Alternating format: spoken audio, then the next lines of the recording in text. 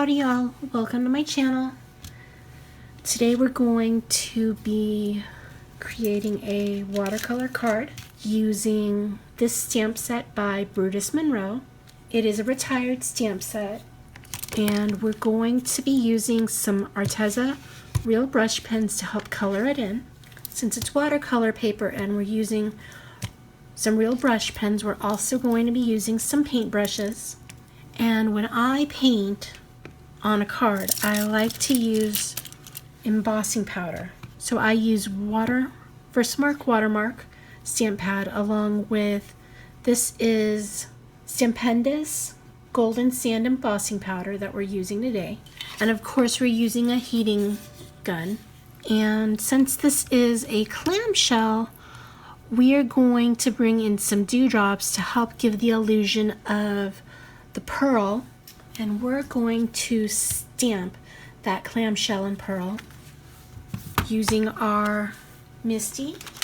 This is a mini MISTI and some magnets. The watercolor paper we're using today is by Crafter's Companion. We're using this watercolor paper because it leaves a smooth finish. We're also bringing in some magnets to help secure our watercolor paper onto our mini MISTI. Now the mini MISTI does originally come with 2 small circular magnets. I just like to add my own as well. And because these magnets are so strong, I like to use duct tape to help keep my magnets from staying together too long, because these magnets otherwise are really hard to pull apart. So I'm going to start out by cleaning our stamp a bit. Now as you can see, our stamp set does come with a sentiment, but we are going to hold off on stamping that sentiment until we're done. And we are going to bring in our powder tool to help us so that our embossing powder doesn't go all over the place. It just goes where we intended for it to, which is over the stamped image. So we are going to center our card front a bit. Yep. So we'll just reapply some more powder along with our Watermark stamp pad. And now we can stamp our image down. We're going to use this speedball tool to help us make sure that our stamp leaves a good impression. You don't have to use this tool. Normally I wouldn't. Normally I just use a microfiber cloth, but because this stamp is so intricate, it has been giving me trouble, so I am bringing in the speedball tool, and that way I can get a nice crisp image, which now we can bring in our coffee filters along with our golden sand embossing powder by Stampendous.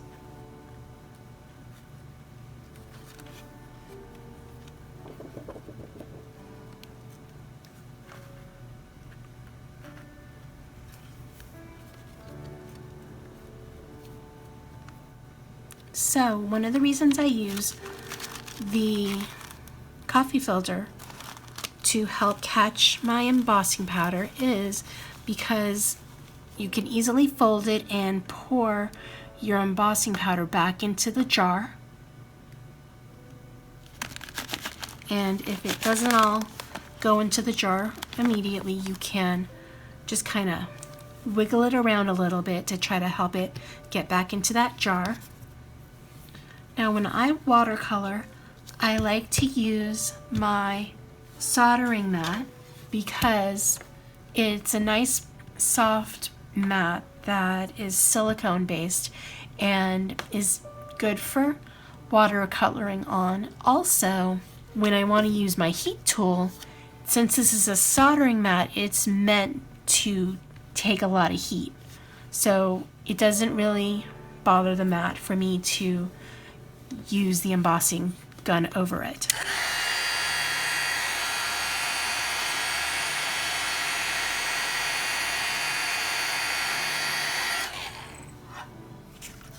Now that it's all heat embossed, we can run our Post-it note over it to make sure that it's completely heated up and that nothing gets smeared.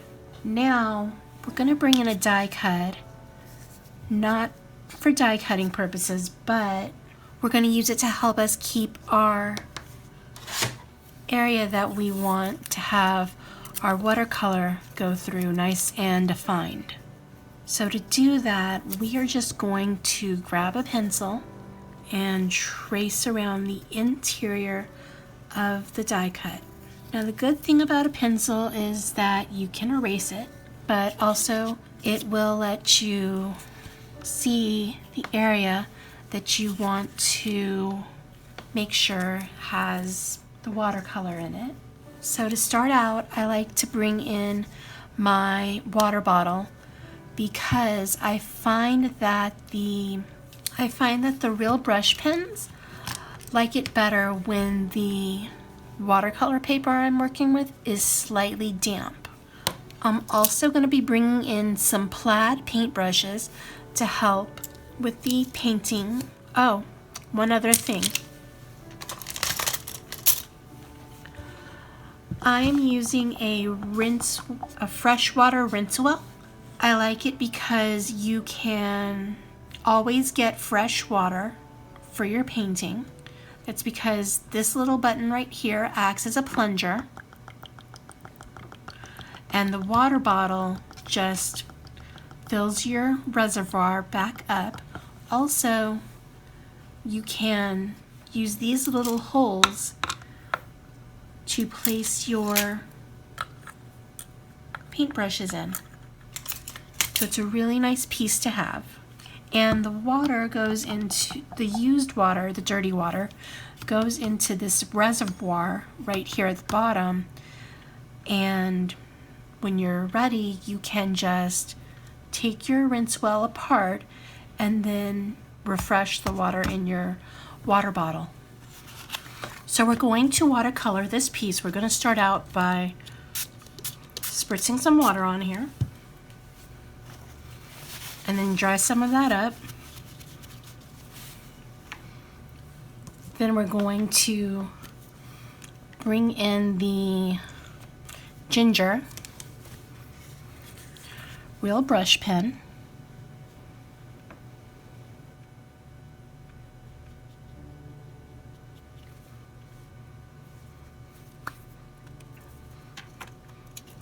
And we're going to bring in our paintbrush, help us brush some of that paint on, spread some of that paint out.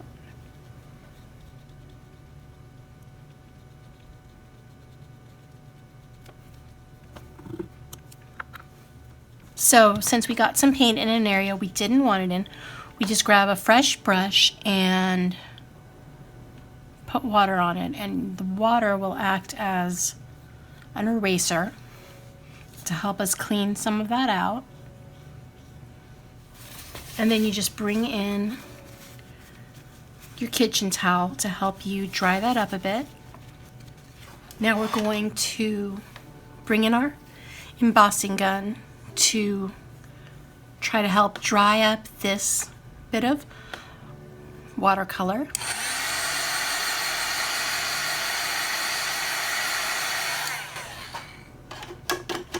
And now we're going to spritz some more water on and reapply our real brush pen. Our real brush pen has the watercolor paint in it, and we just use some of that to add to our watercolor paper. Then we take our paintbrush and help spread that out a little. And then if there's any areas we need to clean up, we'll just bring in our bigger paintbrush that has just clean water on it. And that's basically what this whole thing is about, is just trying to make sure you apply the right amount of paint from your real brush pen, and then bring in your watercolor brush to help spread it out. And then if it doesn't, you can bring in a clean brush with water and use that as your eraser.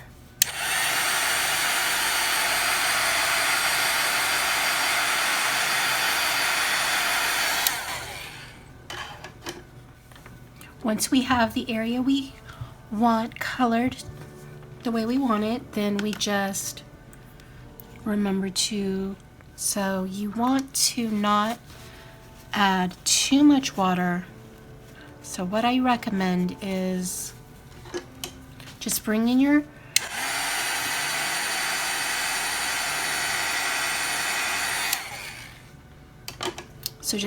heat tool, and then it's like a fine line between erasing and not erasing, because occasionally when you try to erase, you realize that you probably needed to actually try to dry the piece up a bit first before you try to erase, because otherwise your water will seep into where your painted area is, and then you'll just have to reapply.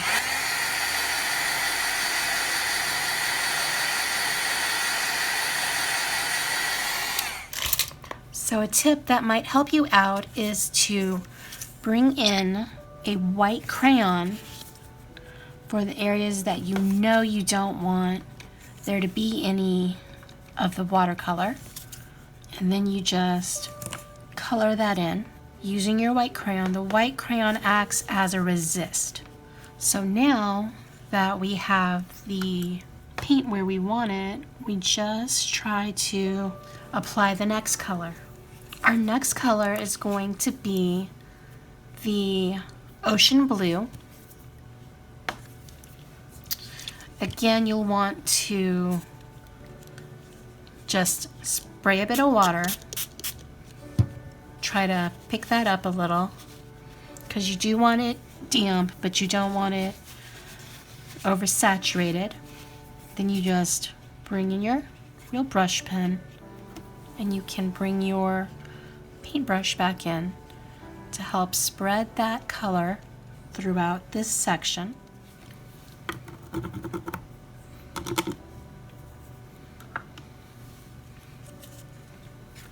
So we're just gonna bring in a fresh kitchen towel, and much like we sort of pat down the embossing powder after we've heated it up with the Post-it, you do the same thing with your kitchen towel.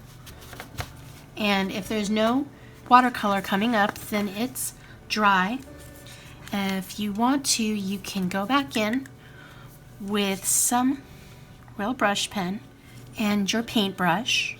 Now, I am certainly no painter or even that great at the watercoloring, but it does tend to look somewhat decent, at least, which I'm happy with. I'm happy with decent. I'm not gonna push my luck and hope that I become some great painter, but I know if you're interested in that, there are certainly YouTube channels that will help you learn how to do that. I actually follow some of them. I just follow them because they inspire me, and the whole erasing thing can happen in a large area or a smaller area. If it's a smaller area, I just recommend bringing in a smaller paintbrush. So I'm going to go back in with the ginger to apply over the sandy area. So now we're going to bring the heat tool back in.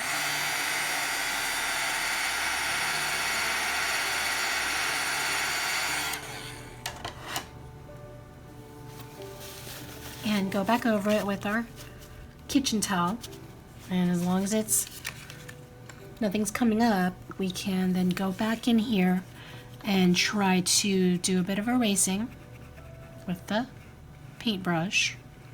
I find that a lot of my personal watercoloring is mainly just trying to do the erasing.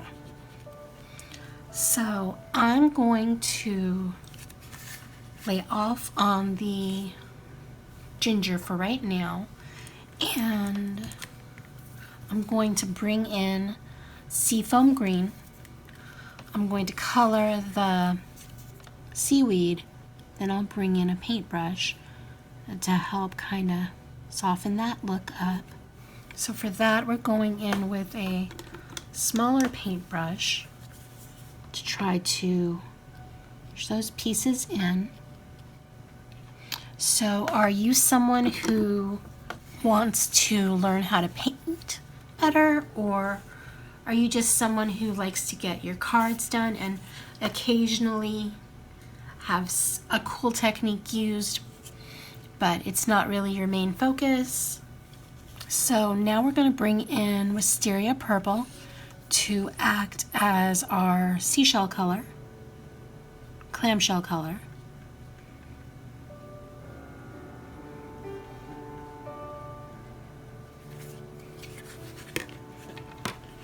So we're going to see if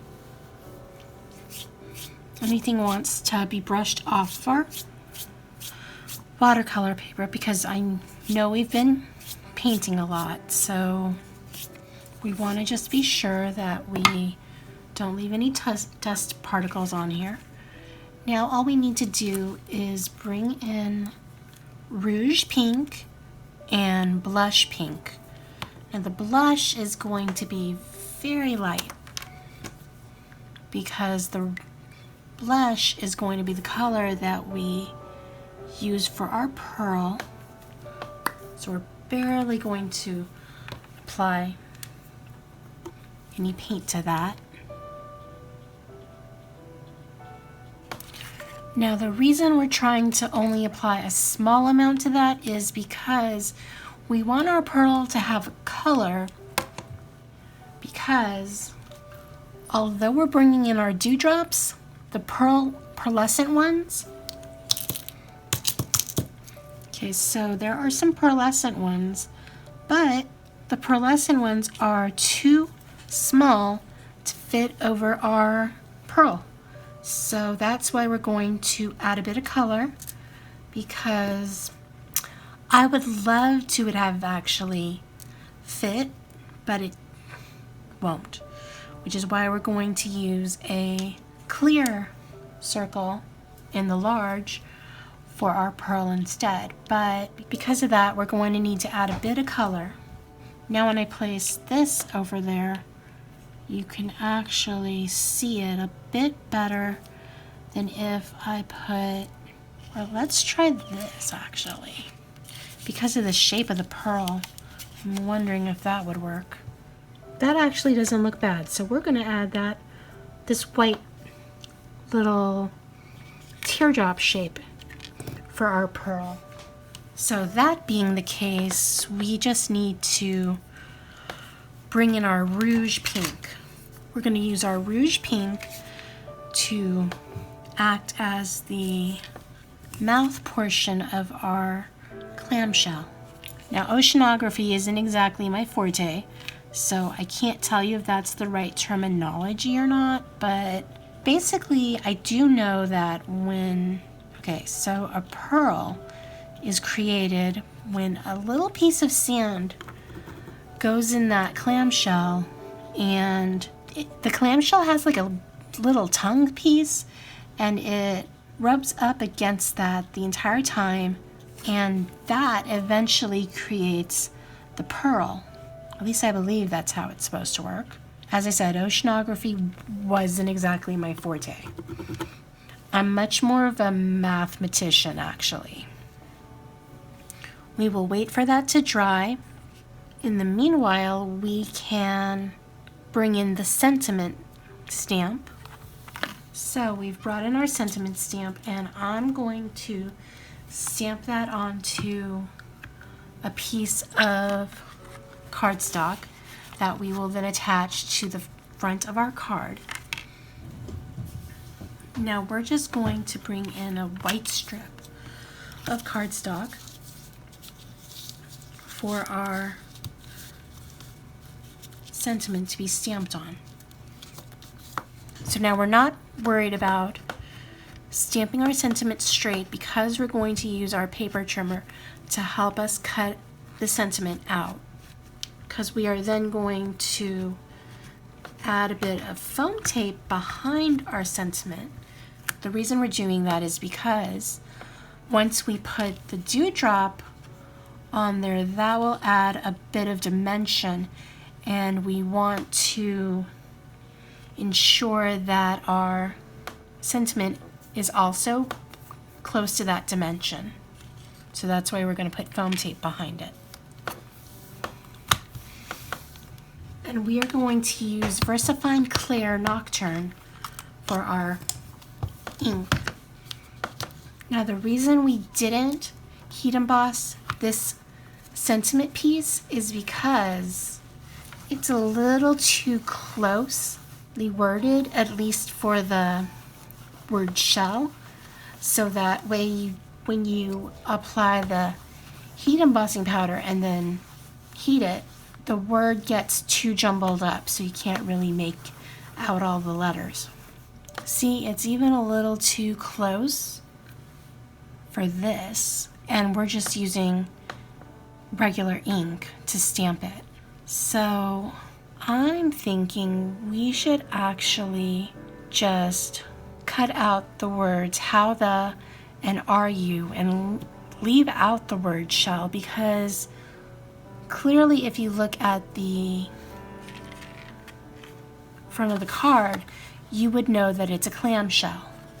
So that's what we're going to do, because I still want to stick a sentiment on here, but sometimes when it comes to a stamp, I actually wonder if people pay attention to the font they use for a particular word in a sentiment, because I don't know, I mean, that is really hard to see. So at least for me, I mean, maybe that's just me. Like, if the manufacturer had thought about it, would they have used that thick of a font for that word? I mean, seriously. So since this is so small, I'm just going to cut that portion out myself. And here, we're going to go back in and cut this portion and this portion. So that way it'll look really cute once it's all put together. So we will put that right about here, and that way that'll help us hide any flaws in the sand. So now we can complete the card, and in order to do that, we are going to, of course, we're going to glue our little piece of dewdrop in there. I think that will look really nice as a pearl because of how our pearl is actually shaped in there. And then I'm going to use foam tape for the back of this piece. And the reason I'm doing the foam tape is because this piece is so warped that I kind of want it to be as straight as we possibly can get it, as straight and smooth as we can possibly get it. And the only way I can think to do that is to use the foam tape. Of course, we also need the foam tape for the back of our little sentiment strips. So let's bring that in also. This is a gorgeous stamp set, and I just wish that the sentiment actually was more readable so we could actually use it on the front of this card, but that's okay.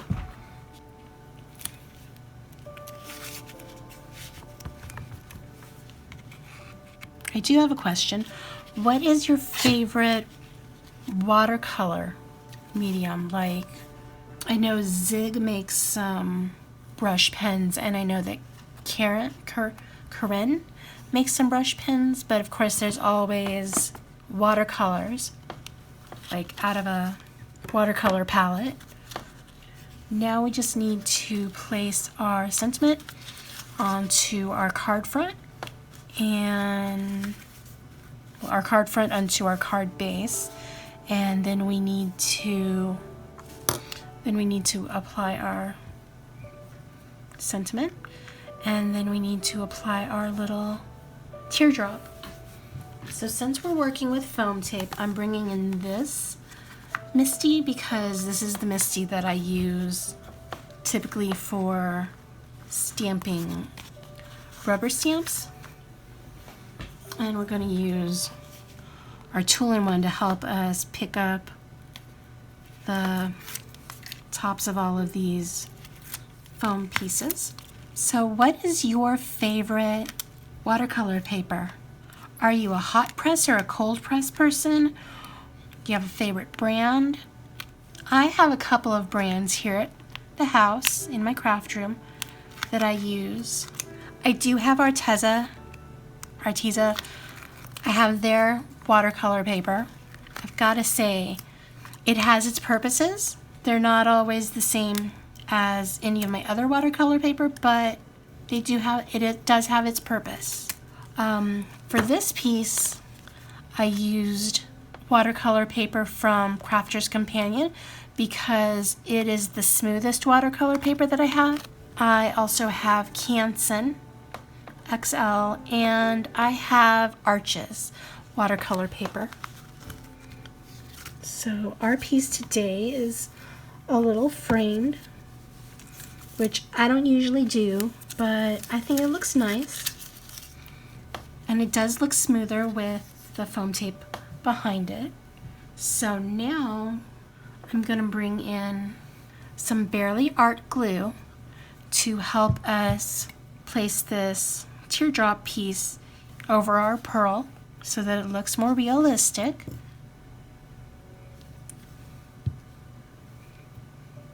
And I know that this glue comes out white, but when it's dry completely, it does turn clear. Now we're just going to place this little teardrop over here.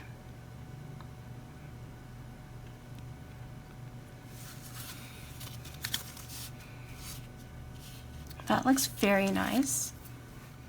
And now we're going to bring in our T-square, and that's going to help us to place our sentiment strips. There you go. That looks really nice, I think.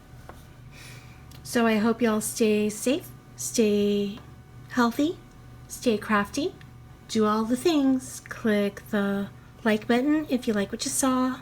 If you want to answer one of my questions, leave a comment in the comment section. I will provide links in the description box below. And if you'd like to get any updates about future videos from me, click the subscribe button. Bye!